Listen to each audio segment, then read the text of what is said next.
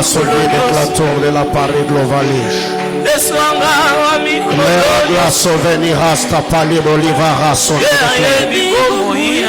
La meraxa topira zeve.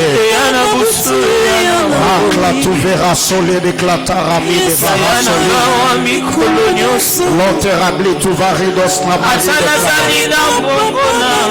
Maredo vasumani ataliva.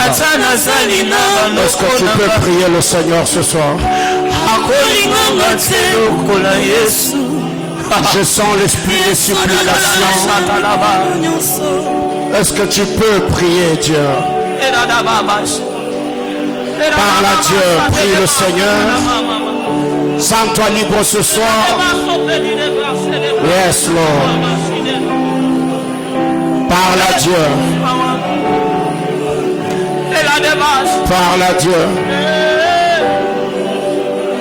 Yes. La merazovi.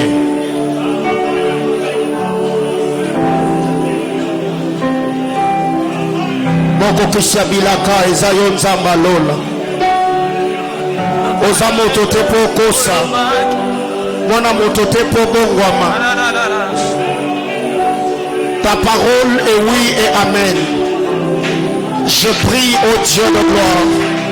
Souviens-toi de nous. Aïe, aïe, aïe, aïe. Souviens-toi de nous. Souviens-toi de nous, Adonai. Souviens-toi de nous, Abba Père. Souviens-toi de nous, nous sommes les brebis de ton pâturage. Souviens-toi de nous. Plaise à toi de le faire. Père éternel, afin qu'en ton nom tire gloire. Plaise à toi de le réaliser. Plaise à toi de l'accomplir. Satega, Rodavi Kateras. Loto, Nikasovenia Paranos Kateva. Loteria Zalis. Kavelia, Turania Sopalia de Ravos Kaliatelami. Yes. Moko Kisabila Kezayo. Yono Lakati, Yono Robati. Pourquoi les autres ont besoin de Yonza, toi na bosenga na yo. Pour ça que tu as dit ça tout le monde na yo, ça tout simba yo. Pour ça qu'il faut que l'ia si kanza menesiko. Bila moto di kamu sile mo samanza. Non le fait à la polele. Hallelujah.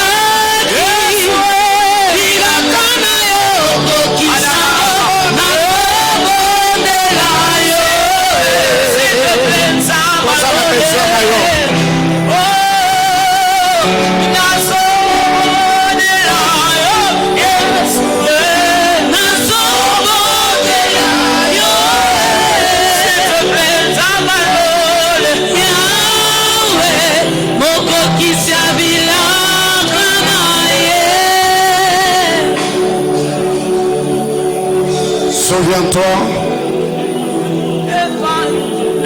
Souviens-toi. Souviens-toi. Souviens-toi. Souviens-toi. Souviens-toi. Souviens-toi. Souviens-toi. Souviens-toi. Souviens-toi. Adonai, souviens-toi de nous. Père bien-aimé, souviens-toi de nous. Glorifie Jésus-Christ, le Fils de ton amour.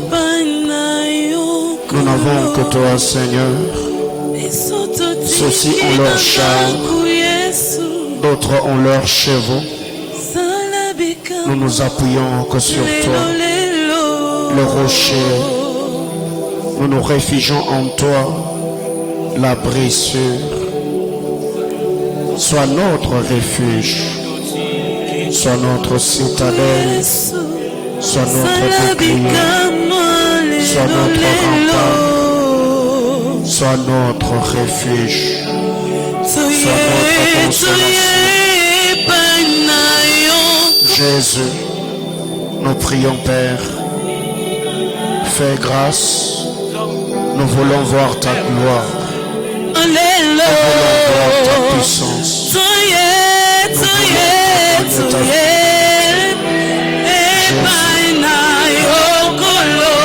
Jésus,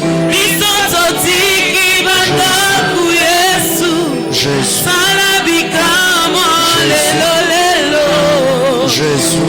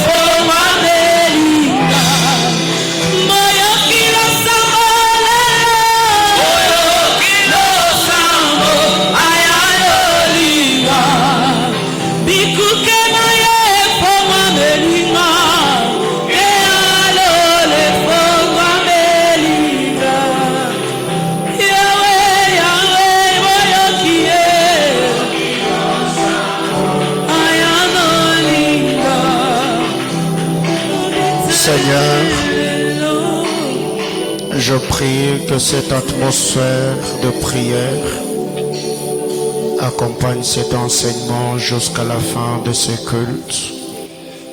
Précieux Saint-Esprit, je prie que tu glorifies Jésus-Christ dans nos cœurs. Parle-nous ce soir. Renouvelle ma force, l'énergie spirituelle, la force physique. Au nom de Jésus-Christ notre Sauveur, je m'abandonne entre tes mains.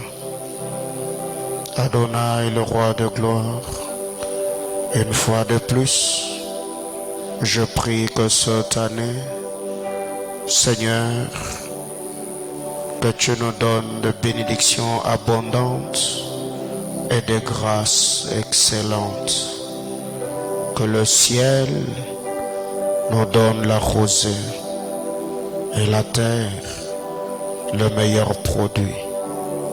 Père, je demande cela, le meilleur produit de la terre, la rosée abondante du ciel, la grâce excellente et la bénédiction abondante.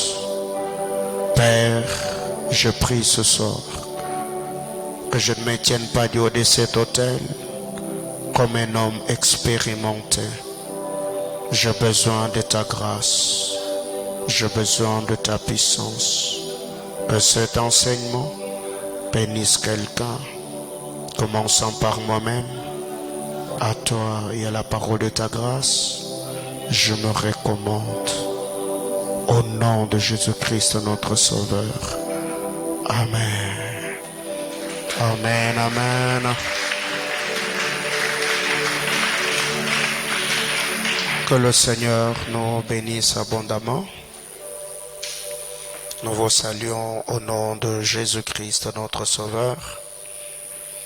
Pouvez-vous m'aider à saluer votre voisin? Saluons-nous mutuellement. Que la grâce de notre Seigneur Jésus-Christ soit avec chacun d'entre vous. Alléluia. Nous saluons tous les internautes. Que Dieu bénisse abondamment tous les bien-aimés frères et sœurs. De partout où vous nous suivez, que le Seigneur vous bénisse et se souvienne de vous. Comme nous l'avons dit hier, c'est jusque-là, vous n'avez pas pu déposer vos 12 requêtes dans le panier. Vous pouvez vous approcher avec, parce qu'après ce message, nous allons prier le Seigneur un moment. Que Dieu bénisse la chorale. En tout cas, vous avez vraiment fait vibrer mon cœur ce soir par cette adoration. Alléluia. Il y a des cultes comme ça où je sens tellement la présence de Dieu que ça dérange.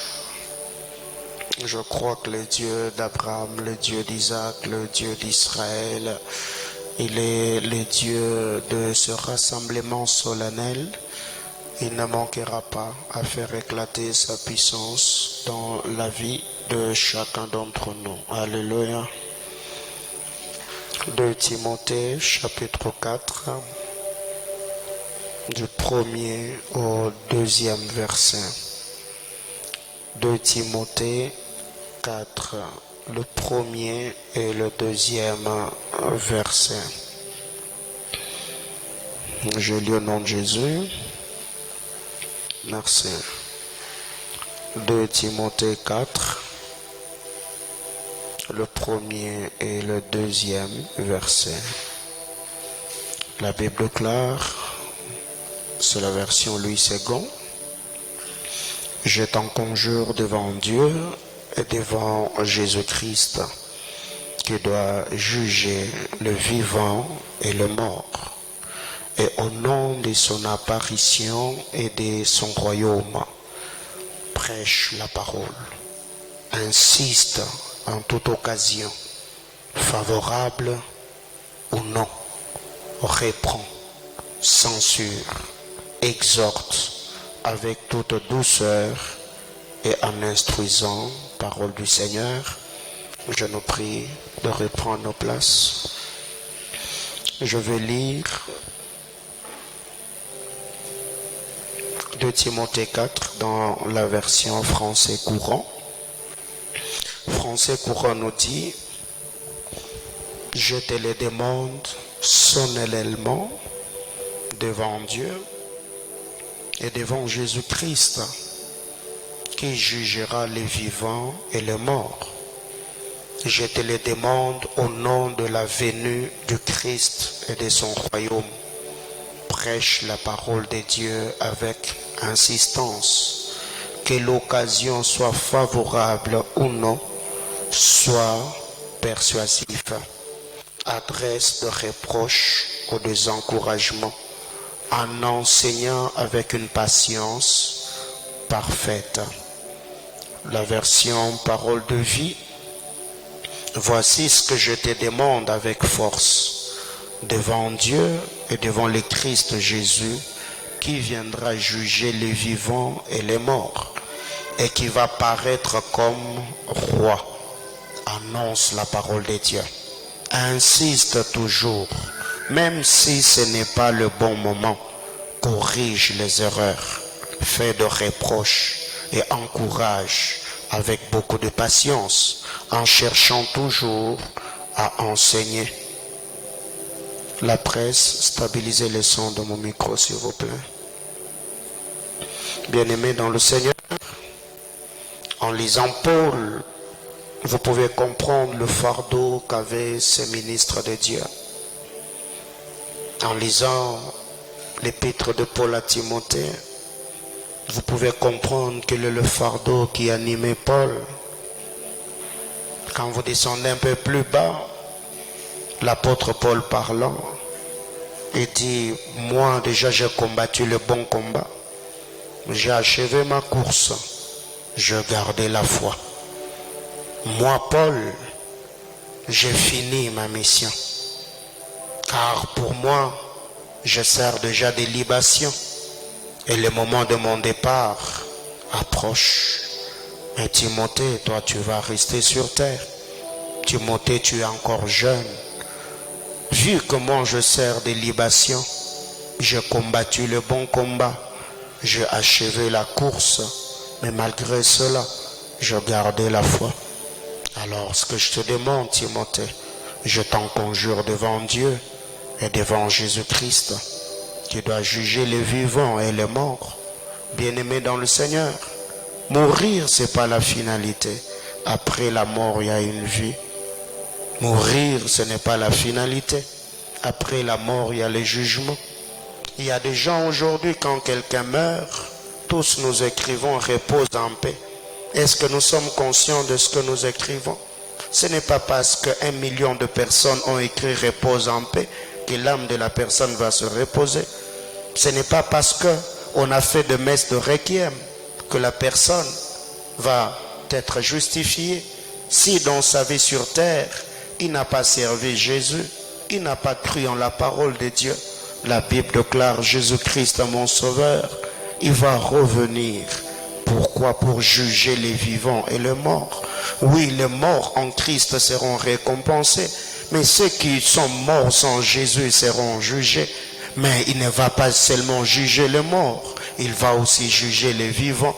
Bien-aimés frères, si au moment où je suis en train de parler, si la trompette sonnait, si la trompette retentissait, quel sera ton sort? Es-tu en communion avec Dieu? Nous sommes dans ce programme de Beraka. Nous avons commencé depuis le lundi. Nous jeûnons, nous prions. Pourquoi tu pries? Ta vie est en quel état? Est-ce que tu crains Dieu? Est-ce que tu obéis à la parole de Dieu? Est-ce que ta communion avec Dieu, ta communion avec le Saint-Esprit est-elle intacte? La Bible déclare Christ Jésus va revenir. Il va juger les vivants, mais il jugera aussi les morts. Au nom de son apparition, au nom de son royaume, prêche la parole de Dieu. Timothée prêche la parole. Jésus-Christ va revenir pour juger les vivants et les morts. Si ceux qui sont morts sans Christ, Timothée ne permet pas que d'autres personnes meurent sans pour autant entendre parler de Jésus. Timothée prêche la parole. Quand vous lisez la parole de Dieu, Ézéchiel chapitre 3, le Seigneur a parlé au prophète en disant, si la sentinelle qui est placée sur la ville voit l'épée venir et n'avertit pas, ceux qui seront tués, ceux qui mourront par l'épée, Dieu demandera leur sang à la sentinelle. Mais si la sentinelle avertissait et que ces gens-là ne se laissaient pas influencer, leur sang tombera sur eux. Bien-aimés dans le Seigneur, Cette portion d'écriture regorge tellement de vérités spirituelles. Nous étant intercesseurs, nous étant enfants de Dieu. Que faisons-nous à la longueur de la journée? Tu étais connecté aujourd'hui. Est-ce que même sur ton WhatsApp, sur ton Facebook, as-tu même balancé une portion d'écriture? As-tu exhorté quelqu'un? As-tu partagé la parole de Dieu avec quelqu'un? La Bible déclare, Timothée, prêche la parole. Insiste en toute occasion. Ne te relâche pas. Prêcher la parole de Dieu. Ne le fais pas en dents de scie. Non. Ne le fais pas de manière circonstancielle. Timothée, sois constant. Prêche la parole de Dieu. En toute occasion, bonne ou mauvaise. Bien-aimés, par moment, il nous arrive de parler de Jésus. Parce que nous avons chose XY. Mais ici, l'apôtre Paul est en train de dire à Timothée, en toute occasion, favorable ou non, que les conditions soient réunies pour que tu prêches la parole, prêche la parole. Que les conditions ne soient pas réunies pour que la parole soit prêchée, prêche la parole. Bien-aimé dans le Seigneur, moi j'ai connu ces choses. Il est arrivé plusieurs fois, depuis que je suis dans cette ville, il m'est arrivé de prêcher la parole. Il n'y avait pas de courant, il n'y avait pas de micro. Bien-aimés dans le Seigneur, les occasions n'étaient pas favorables. Toutes les conditions n'étaient pas réunies. Mais la parole de Dieu avait été prêchée. Plusieurs âmes ont été édifiées. Ça m'était arrivé tellement, le fardeau de la parole était tellement grand dans mon cœur. Ça m'était arrivé de prêcher dans ces conditions-là en état de jeûne, jusqu'au point de tomber malade et souffrir du cœur. Bien-aimés frères, Jésus-Christ réel. Est-ce que vous vous êtes déjà mis à la place de ces personnes qui sont mortes sans Christ, alors que tout autour d'eux, il y avait des gens qui avaient la parole, il y avait des gens qui avaient l'onction, des gens qui pouvaient partager la parole de Dieu avec eux. La Bible déclare, Timothée, prêche la parole, insiste en toute occasion, favorable ou non, reprend, censure, exhorte avec toute douceur en instruisant. Mais j'aime ce que parole de vie nous dit. Parole de vie nous dit, annonce la parole de Dieu. Insiste toujours, ne te lasse pas, ne te fatigue pas. Même si là où tu as prêché la parole hier, la personne t'a boudé, la personne a frimé. Bien-aimé frère, prêche la parole. Prêche. En toutes circonstances, bonnes ou mauvaises, en toute occasion favorable ou non, Timothée prêche la parole. Insiste toujours. Même si ce n'est pas le bon moment. Bien-aimé dans le Seigneur, il n'y aura jamais un bon moment dans la vie où nous devons prêcher la parole. Toute occasion qui se présentera devant nous, c'est le bon moment. Parce qu'à chaque jour suffit sa peine. La parole de Dieu doit être prêchée avec ferveur, avec puissance, avec foi. La Bible déclare, prêche la parole. Même si ce n'est pas le bon moment, corrige les erreurs. Comment corriger les erreurs si nous-mêmes on n'est pas profond enracinés dans les Écritures? Comment réfuter les contradicteurs si nous-mêmes nous ne maîtrisons pas la parole de Christ? Quelle est la dernière fois que tu t'es enfermé dans ta chambre? Pas pour prier afin que Dieu ouvre tes yeux spirituels, pas pour que Dieu développe le don de prophétie et la voyance. Tu t'es enfermé juste parce que tu avais besoin de prier et de méditer la parole de Dieu. La Bible déclare, corrige les erreurs. Les erreurs doctrinales ne peuvent se corriger que par une bonne illumination de la parole, une bonne interprétation de la parole. C'est pourquoi quand Ésaïe parle, il dit à la loi et au témoignage. Si on ne parle pas ainsi, il n'y aura pas de l'aurore. Pour que le peuple voie l'aurore, pour que le peuple voie la lumière, la loi et le témoignage doivent être fusionnés afin de faire sortir la bonne interprétation qui édifie, qui délivre et qui libère le peuple. Corrige les erreurs, Timothée. C'est pour cette raison que l'apôtre Paul, parlant en son fils, il lui dira, veille sur ton enseignement et sur toi-même, afin de te sauver et de sauver ceux qui vont t'écouter. Bien-aimé, corrige les erreurs. Fais de reproches et encourage.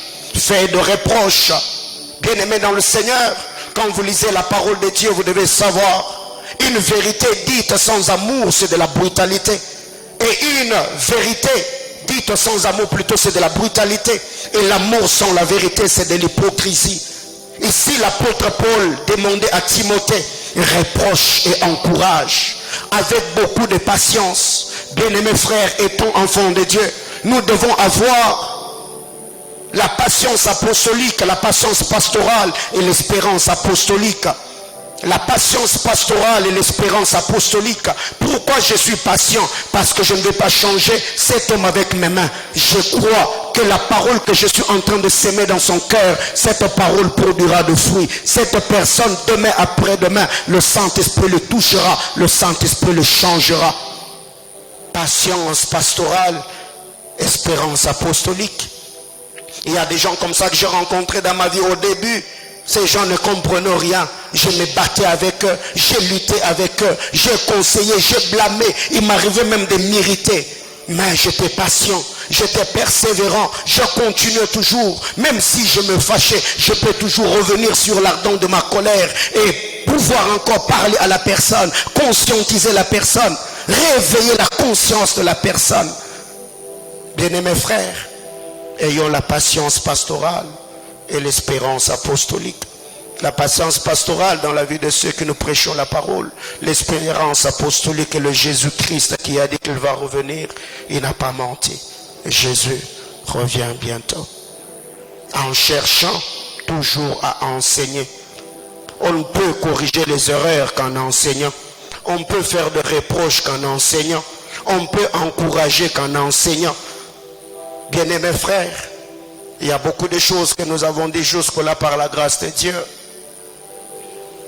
Hier, nous nous sommes arrêtés en disant, parmi les méthodes et les techniques que le Seigneur nous a mis à cœur afin de partager avec vous, nous avons dit que nous devons montrer à la personne que malgré les anses matérielles, la vie sans Christ est vide. Selon Jean chapitre 4, le verset 13 et le verset 14. Bien-aimés, pour ce soir, 12e chose. Jean chapitre 4, le verset 11 et le verset 12. Jean chapitre 4, le 11e et le 12e verset. La Bible déclare, Seigneur, lui dit la femme, tu n'as rien pour puiser, et le puits est profond. D'où aurais-tu donc cette eau vive? Es-tu plus grand que notre père Jacob, qui nous a donné ce puits, et qui en a bu lui-même, ainsi que ses fils et ses troupeaux? Le verset 11, la femme dit à Jésus, tu n'as rien pour puiser, et le puits est profond. D'où aurais-tu cette eau vive? Bien-aimé dans le Seigneur, 12e méthode pour ce soir. Quand tu seras en train de t'entretenir avec cette personne, évite que la personne te détourne de ton objectif en te révélant ce qui te manque ou ce que tu n'as pas. Évite que la personne te détourne de l'objectif et te révèle ce qui te manque. Bien-aimé, par moments, ça nous arrive comme ça quand tu es en train de t'entretenir avec quelqu'un.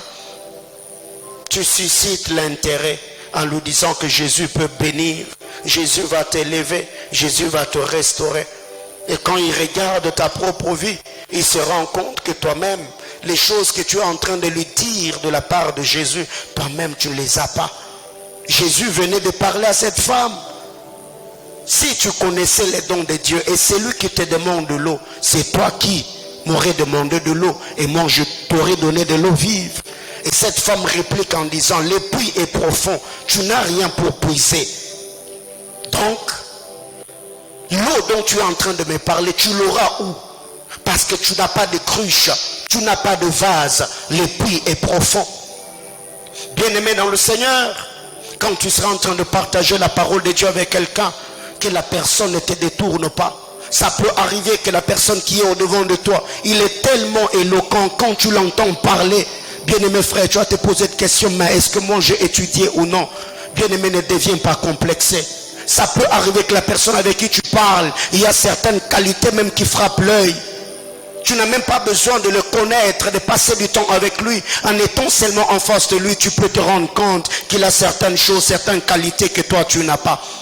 Ne laisse pas la personne te détourner en te faisant voir ce qui te manque ou ce que tu n'as pas encore. Bien-aimé dans le Seigneur, je n'ai pas besoin d'être marié pour dire à quelqu'un que Dieu peut lui donner mariage. Je n'ai pas besoin d'être en bonne santé pour dire aux malades que Dieu peut lui guérir. Je n'ai pas besoin d'être riche et prospère pour dire aux hommes que Jésus est capable de le bénir. L'apôtre Paul parlant, il disait, on est pauvre mais enrichissant plusieurs. C'est possible que tu manques certaines choses, mais que par ta vie, que des gens qui sont attachés à ta vie, à ta personne, puissent les avoir. Bien-aimé dans le Seigneur, il y a d'autres personnes jusque-là qui pensent que pour prêcher la parole, ils doivent avoir toutes les promesses de Dieu. Ils doivent voir cela s'accomplir et se réaliser dans leur vie. Non, Paul était riche, mais il enrichissait plusieurs. Paul était pauvre plutôt, mais plusieurs étaient enrichis par son ministère. Plusieurs étaient enrichis par la grâce qui reposait sur lui. Bien-aimé frère, le jour que tu rencontreras un homme qui voudra te détourner, reste sur le focus. Parce que vous devez savoir, le français ne sauve personne, l'éloquence ne sauve pas, la richesse ne sauve pas, l'aisance matérielle n'amènera personne au ciel. C'est que moi je suis venu t'apporter sur la grâce de Dieu. Que je sois à la hauteur ou non, que je sois marié ou non, que je sois malade ou non, mais dans ma maladie, la puissance de Dieu peut sortir de mon corps pour guérir le malade. C'est possible de voir la puissance de Dieu sortir dans la vie de celui qui est faible. Quand vous lisez la parole de Dieu, la Bible déclare le châtiment qui nous donne la paix est retombé sur lui. Mais Jésus était comment? Ésaïe nous dit qu'il n'avait ni beauté ni éclat pour attirer nos regards. Cet homme-là, c'est lui qui nous a justifiés. C'est lui qui nous a rachetés de la loi du péché et de la mort. Cette femme a voulu détourner Jésus de son objectif en révélant à Jésus ce qu'il n'avait pas. Bien-aimé frère, reste concentré. Prêche la parole de Dieu. Annonce l'évangile de Christ, que tu aies mariage ou non, que tu sois guéri ou non, que tu aies voyagé ou non. Bien aimé, c'est possible que tu restes à Lubumbashi, mais ton ministère impacte plusieurs et ta vie transforme plusieurs vies. Bien aimé frère, que personne ne te détourne de l'objectif. Que personne ne te détourne de l'objectif. Deuxième chose pour ce soir, Jean chapitre 4, le verset 18 et le verset 19. Jean 4, 18 à 19, la Bible déclare. On peut lire même à partir du verset 16. Va, lui dit Jésus, appelle ton mari et viens ici. La femme répondit, je n'ai point de mari. Jésus lui dit, tu as eu raison de dire, je n'ai point de mari, car tu as eu 5 maris. Et celui que tu as maintenant n'est pas ton mari. En cela tu as dit vrai. Seigneur, lui dit la femme, je vois que tu es un prophète.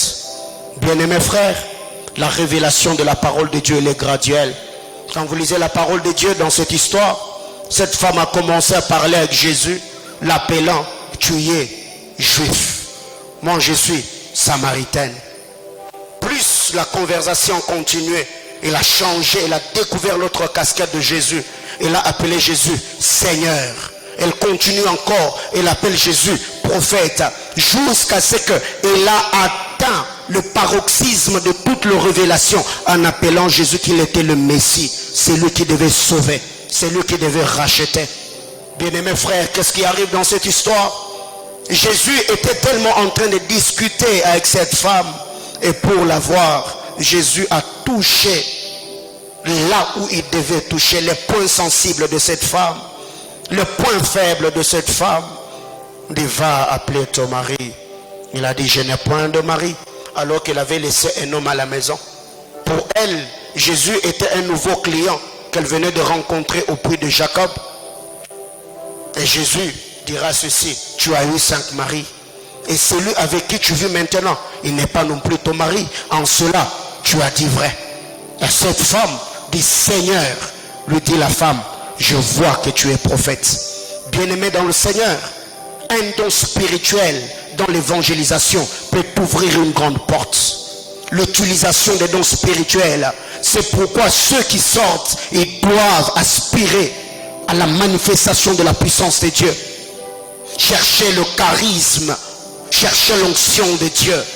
Ici, je ne parle pas seulement du don de la prophétie. Dieu peut t'utiliser dans la guérison. Tu es en train de partager avec quelqu'un, mais chez eux à la maison, sa mère est malade, son père est souffrant. Dieu peut t'utiliser, tu pries pour la personne, sur les champs, la personne est guérie. Bien-aimés frères, quand vous lisez la parole de Dieu, Jésus a utilisé la parole de connaissance, le don prophétique, pour que cette femme puisse s'ouvrir. Et vous allez vous rendre compte, après elle a appelé Jésus Seigneur. Elle a quitté la dimension de la seigneurie de Jésus pour entrer dans sa casquette de prophète. Mais comment a-t-elle commencé? Tu es juif, moi je suis samaritaine. Bien-aimé dans le Seigneur, n'arrête pas. Même si cette personne-là, hier vous avez parlé, tu ne l'as pas convaincu. Aujourd'hui tu peux encore aborder. Plus vous serez en train de partager la parole de Dieu.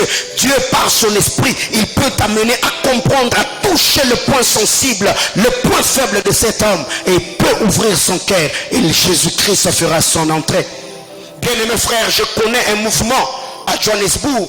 Ces personnes, avant d'aller évangéliser, ils se réunissent en prière. Ils cherchent la face de Dieu. Il y a une telle onction prophétique qui se manifeste dans la vie de ces serviteurs de Dieu. Et pendant qu'ils sont en train de prier, il y a des paroles de connaissance qui sortent avec exactitude. Et quelqu'un se lèvera en disant, Dieu était en train de nous dire, aujourd'hui prenons telle direction. Et en arrivant à tel endroit, vous allez rencontrer un jeune garçon. Il s'appelle X. Il a tel et tel autre problème. Bien-aimé dans le Seigneur, quelle efficacité sur les champs de la mission. Nous devons comprendre que le temps n'est plus à tâtonner. Nous l'avons toujours dit. Bien-aimés frères, pendant que nous nous donnons des prophéties entre nous, de révélations entre nous, bien-aimés dans le Seigneur, il est grand temps que nous puissions comprendre. Imagine-toi que le numéro téléphonique que tu donnes, les dates de naissance des gens que tu donnes, les pointures des chaussures que tu donnes, tu donnais cela à un païen. Bien-aimé dans le Seigneur, qu'est-ce qui empêchera cet homme d'ouvrir son cœur et de recevoir Jésus? Arrangez-moi le son, s'il vous plaît. Bien-aimé, il y a ce genre de choses qui arrivent. Mais qu'est-ce qui arrive aujourd'hui? L'onction que nous avons, on démontre cela contre nous, on prie contre nous, on se fait tomber contre nous, on se prophétise contre nous. Il y a des révélations que l'on donne. Bien-aimé dans le Seigneur, quand vous lisez la parole de Dieu, Actes des Apôtres, chapitre 6, Philippe a été choisi comme diacre, mais il a fallu qu'il quitte Jérusalem. Et quand il est arrivé à Samarie, vous allez lire la parole de Dieu, la Bible déclare dans Actes des Apôtres, chapitre 21, c'est lui qui avait été choisi, consacré comme diacre. Acte 21 l'appelle l'évangéliste Philippe. Bien-aimés frères, c'est en servant qu'on découvre ce à quoi on est appelé. Il y a des gens aujourd'hui qui courent derrière des titres. Moi, on ne m'a pas reconnu. Pourquoi on m'a appelé frère? Moi, je suis apôtre. Moi, je suis bishop. Bien-aimé dans le Seigneur, je préfère encore celui qui a de l'impact sur terrain que celui qui a des titres dans l'église sans rien faire. Oui, je préfère encore celui qui démontre ce à quoi il est appelé que celui qui n'a que des titres. Moi je suis archevêque, moi je suis bishop. Bien-aimé dans le Seigneur, qu'est-ce que tu fais avec tous les titres ministériels que tu as? Un don spirituel a permis à Jésus de toucher le vrai problème de cette femme. Et cette femme a dit, je vois que tu es un prophète. Bien-aimés frères, la fois passée nous l'avons dit que le plus grand besoin de l'homme, c'est la présence de Dieu.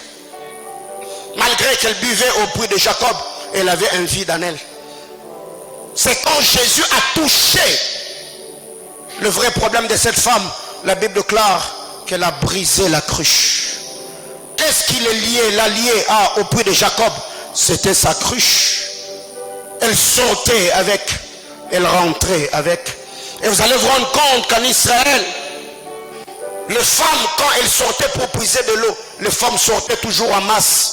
C'est que cette femme, elle vivait la discrimination. Vu qu'elle était prostituée, elle sortait seule. On pouvait la faire du mal en cours de route, mais elle prenait ce risque. Et en risquant sa vie, peut-être c'est avec l'intention d'avoir des hommes en cours de route qui vont la courtiser. Mais en arrivant au puits de Jacob ces jours-là, elle a rencontré la personne qu'elle avait réellement besoin de rencontrer dans sa vie. Bien-aimés frères, les dons spirituels, nous devons rechercher cela pour l'utilité commune. On ne cherche pas le don de la prophétie pour épater les gens. Aujourd'hui, sur l'échelle de 10, ceux qui m'écrivent sur les réseaux sociaux, ce que je reçois dans mon bureau, sur l'échelle de 10, je dirais peut-être qu'il y a 9 qui viennent, prophète Paulin, dis-nous comment tu arrives à avoir un esprit, comment tu arrives à prophétiser, comment tu arrives à faire. Peu sont ceux qui viennent pour me dire, j'ai besoin d'apprendre comment prier, comment travailler la parole. Peu sont ceux qui s'intéressent à la parole. Ceux qui viennent, ils ne viennent que pour des prophéties, ils ne viennent que pour des paroles de connaissance. Et la question que je pose, pourquoi nous cherchons que la prophétie? Pourquoi nous courons que derrière la prophétie? La prophétie, la parole prophétique n'est pas le seul don mentionné dans 1 Corinthiens. Il y a plusieurs dons, mais pourquoi nous cherchons seulement la prophétie? Bien-aimés frères, il y a certaines choses que tu chercheras, tu ne l'auras jamais parce que tes motivations ne sont pas bonnes. Mais le jour que tu commenceras à chercher ces choses pour l'utilité commune, le Seigneur te rendra utile, le Seigneur te oindra, le Seigneur te capacitera. Un don spirituel, c'est aussi important. La manifestation de la puissance et la gloire de Dieu, c'est important dans l'évangélisation. Bien-aimés frères, 40e chose pour ce soir. Troisième chose pour ce soir. Jean 4, 19 à 21. Seigneur, lui dit la femme, je vois que tu es un prophète. Nos pères ont adoré sur cette montagne. Et vous dites, vous, que le lieu où il faut adorer est à Jérusalem. Femme lui dit, Jésus, crois-moi, l'heure vient où ça ne sera ni sur cette montagne, ni à Jérusalem que vous adorerez le Père. Ni à Jérusalem, ni sur cette montagne. Ni à Jérusalem, ni sur cette montagne. Bien-aimés dans le Seigneur, autre chose. Quand vous lisez la parole de Dieu, il y a un principe que je tirais ici. En allant évangéliser, il faut être neutre. Il faut être neutre. Il faut faire voir à la personne qu'est-ce que tu veux. C'est que la personne reçoive Jésus. Pas qu'il vienne dans ton église. Non. C'est que la personne soit sauvée. Pas qu'il vienne prier chez nous. Et beaucoup de gens aujourd'hui, quand nous allons évangéliser, j'aime pas ce genre de questions que beaucoup de chrétiens posent. Tu pries où? Non. Même le païen, aujourd'hui, ont des églises d'attache. Même des prostituées, excusez-moi le terme, ils ont des églises d'attache. Même les brigands ici qui cambriolent nos maisons, ils ont aussi des églises d'attache. La question que l'on doit poser à la personne, si cette dernière a déjà reçu Jésus comme Seigneur et Sauveur. Voyez-vous, Jésus, alors qu'ils s'entretenaient avec cette femme, Jésus a dit à la femme, ce n'est ni sur cette montagne, ni à Jérusalem.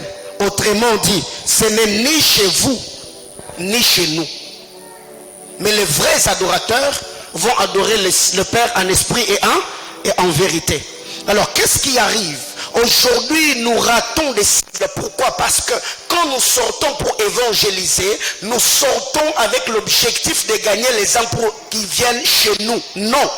L'objectif de sortir est d'abord que ceux qui sont perdus reçoivent Jésus comme Seigneur et Sauveur.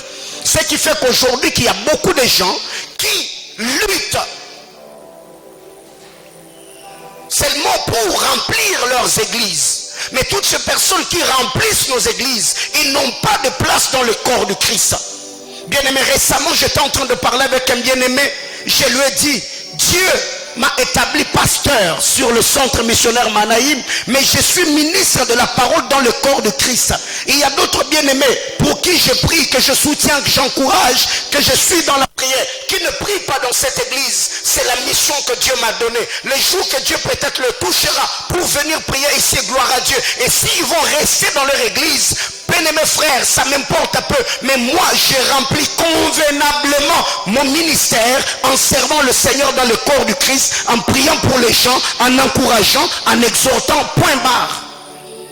Jésus a dit à cette femme, l'heure vient, elle est déjà venue, où les adorateurs, ils ne vont pas adorer le Père, ni sur cette montagne, chez vous, le Samaritain, ni à Jérusalem, chez nous, les Juifs. Mais les vrais adorateurs vont adorer le Père, où ça? En esprit La neutralité. Parce que déjà, Jésus avait rencontré une résistance avec cette femme. Si Jésus s'était penché du côté des Juifs, peut-être cette femme allait encore résister. Mais Jésus a dit non, non, non, il faut que je reste neutre. Pas chez nous, pas chez vous, mais en esprit.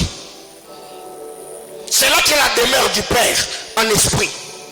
Bien-aimé frère, je ne veux pas que tu viennes chez moi, mais je vais te positionner en Christ. C'est en esprit que l'on doit servir. Bien-aimé frère, quand vous évangélisez, travaillez d'abord pour que Jésus-Christ soit enraciné dans la vie de la personne que vous avez gagnée.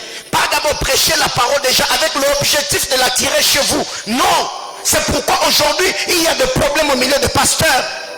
Et nous vivons cette immigration spirituelle et religieuse où les fidèles de telle église, quand il y a une nouvelle église qui commence, et tous quittent leur église, ils vont dans l'autre église. Bien aimé dans le Seigneur, celui qui a quitté une église une fois, quittera deux fois, quittera trois fois. Pourquoi? Parce que nous n'avons pas une certaine stabilité. Dis à ton voisin, soyons neutres. La neutralité. Les adorateurs adorons le Père en esprit et en vérité.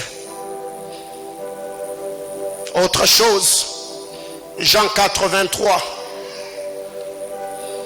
Mais l'heure vient, elle est déjà venue, où les vrais adorateurs adoreront le Père en esprit et en vérité.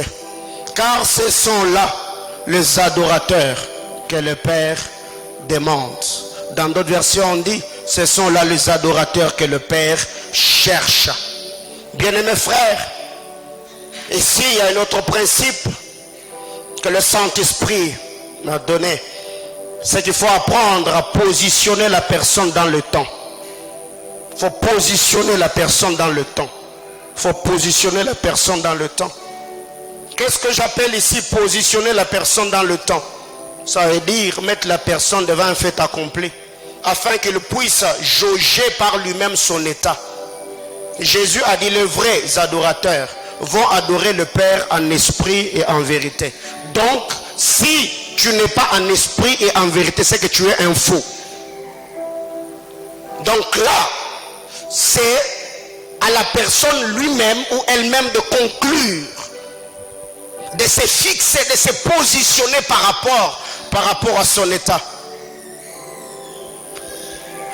2 Corinthiens chapitre 6, le verset 2.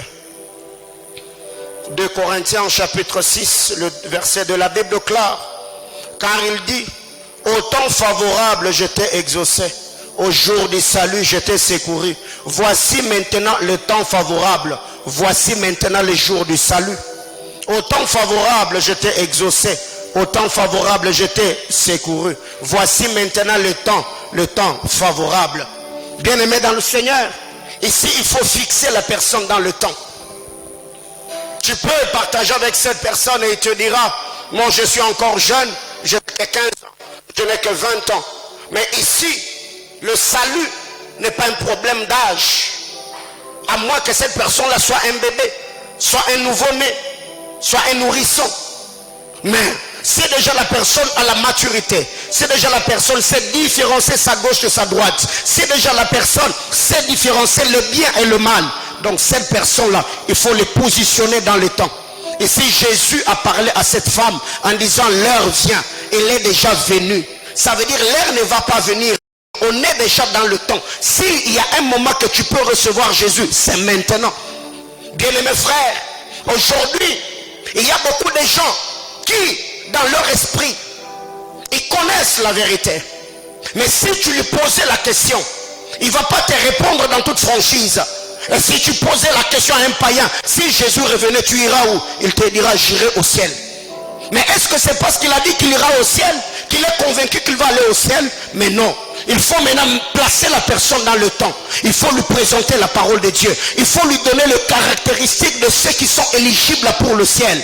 Il faut lui présenter la parole du Seigneur afin que cette personne fasse le choix, qu'il comprenne qu'est-ce que Dieu attend de lui, qu'est-ce qu'il doit réellement faire pour vivre la gloire de Dieu.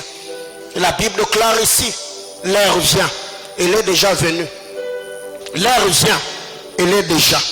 Ça veut dire l'heure que tu attendais pour changer de vie, cette heure-là c'est maintenant, c'est pas demain. L'heure vient, oui c'est ce que tu attendais, mais non. Cette heure-là n'était pas venue parce que tu ne m'avais pas encore rencontré. Maintenant l'heure est arrivée parce que je suis là. Je suis Emmanuel. Quand Dieu s'est révélé à Moïse, il n'a pas dit à Moïse, va dire à mon peuple, j'étais où je serai. Non, il a dit, je suis. Bien-aimé dans le Seigneur, ici il faut fixer la personne dans le temps. Il faut le fixer pour lui faire voir que les jours du salut, c'est maintenant. Les jours du salut, c'est pas demain. Les jours du salut, c'est pas après-demain. Les jours du salut, c'est pas le lendemain. Et j'aimerais dire à tous ceux qui me suivent sur les réseaux sociaux, les jours du salut, c'est pas après ces cultes. Les jours du salut, c'est pendant que tu es en train de me suivre. Le Seigneur a permis à ce que tu tombes sur ces directs pour que la vie de Dieu puisse couler dans ta vie et que tu reçoives Jésus comme Seigneur et Sauveur. Bien-aimés frères, autre chose. Jean chapitre 4, le verset 22. Jean 4, 22, la Bible déclare, vous adorez ce que vous ne connaissez pas. Mais nous adorons ce que nous connaissons. Car le salut vient des Juifs. Vous adorez ce que vous ne connaissez pas. Mais nous adorons ce que nous connaissons. Car le salut vient des Juifs. Bien-aimés dans le Seigneur, je venais de dire ici que nous devons être neutres. La neutralité n'est pas synonyme de ne pas dire la vérité, non. Nous ne devons pas être de ceux qui gardent la vérité captive. Si la personne avec qui tu es en train de parler ou t'entretenir, tu te rends compte qu'il est dans une église sectaire, bien-aimés frères, il faut dire la vérité mais avec beaucoup d'amour. Il faut dire la vérité avec beaucoup d'amour. Il faut dire la vérité. Parce que beaucoup d'entre nous aujourd'hui, nous sommes dans la diplomatie évangélique. Oh non, je ne vais pas léser. Oh non, je ne vais pas léser. Oh, je ne vais pas déranger. Oh, je ne vais pas. Non, non, non, non, non. Je dirai la vérité, mais avec beaucoup d'amour. Je ne vais pas dire la vérité pour blesser. Je ne dirai pas la vérité pour léser. Mais je vais donner la vérité pour que la personne soit illuminée et que cette vérité lui permette à prendre une bonne décision qui va assurer son éternité. Jésus parlant avec la femme samaritaine, Jésus a dit, vous adorez ce que vous ne connaissez pas. Autrement dit, vous êtes des idolâtres. Ce n'est pas un péché que de dire la vérité. Parce que je venais de le dire tantôt. Une vérité dite sans amour, c'est de la brutalité. Mais aussi l'amour sans la vérité, c'est de l'hypocrisie. Combien d'entre nous aujourd'hui prêchent encore la vérité de l'évangile? Parce que dans ton église, dans ton ministère, il y a un partenaire, il y a une maman qui soutient ton ministère, mais tu sais qu'elle sort avec un homme marié et cet homme est en train de faire souffrir sa femme parce qu'il est député, parce qu'il est ministre, parce qu'il est sénateur, parce qu'il a un homme influent. Bien aimés frères, on accepte d'apprendre des dîmes et des offrandes, mais on ne sait pas dire la vérité. Bien aimé, la Bible déclare que les idolâtres n'hériteront pas le royaume des cieux.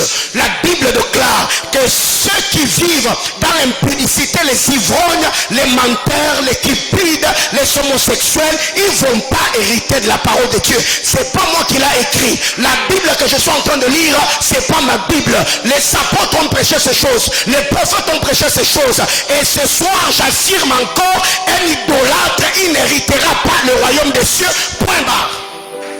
Il n'y a pas de débat là-dessus. Oh, pourquoi il a dit ça? Non. Récemment, j'ai vu qu'il y avait du feu sur les réseaux sociaux. Oh non, comment est-ce que le pasteur Marcelo, il a dit, oh non, je ne sais pas, Noël est satanique. Bien aimé frère, il y a d'autres débats qu'on ne peut plus avoir, non? Mais c'est satanique, c'est démoniaque. Je dis Noël est satanique. Noël est démoniaque, je l'ai dit. Noël est satanique, il est démoniaque. On veut maintenant être cajolé, on veut maintenant être amadoué, même des choses que l'on peut comprendre facilement. Oh, non, bien aimés frères, on ne discute pas là-dessus. Il n'y a pas à discuter, il n'y a pas à négocier. Tous ceux qui sont dans l'idolâtrie, ils vont aller en enfer. Point barre. S'ils ne se convertissent pas, bien sûr. Ouais. Ouais. Parce que Jésus a dit à cette femme, Jésus n'a pas utilisé la diplomatie. Mais non. Jésus a dit, vous adorez ce que vous ne connaissez pas. Mais nous adorons ce que nous connaissons. Bien mes frères, l'ignorance produit l'idolâtrie. C'est pourquoi il faut connaître. Et quand vous lisez aussi la Bible claire, mon peuple est détruit parce qu'il lui manque la connaissance. Le bien-aimé Sauveur a dit, vous connaîtrez la vérité et la vérité vous rendra libre. La liberté ne peut jaillir, la liberté ne peut être manifeste que là où la connaissance jaillit, où la vérité est prêchée. Est-ce que pour ça aussi, on doit trouver des mots justes pour dire à un païen que si tu ne reçois pas Jésus, tu vas aller en enfer? Oh, vous êtes trop dur, c'est comme si... Non, frère, la parole de Dieu, c'est la parole de Dieu. Il n'y a pas à prendre et à laisser. Non, la parole, c'est la parole. On va le prêcher tel que Paul l'a prêché. On va prêcher tel que Pierre l'a prêché. On va prêcher la parole telle que Jésus l'a prêché. Oui. Jésus-Christ, fils de Dieu, était-il tendre avec le pharisien? Non. Même Jean-Baptiste n'était pas tendre. Quand il a vu le pharisien, il les a appelés race de vipères. Et aujourd'hui, on seulement dit race de vipères. Frère, Facebook sera incendié.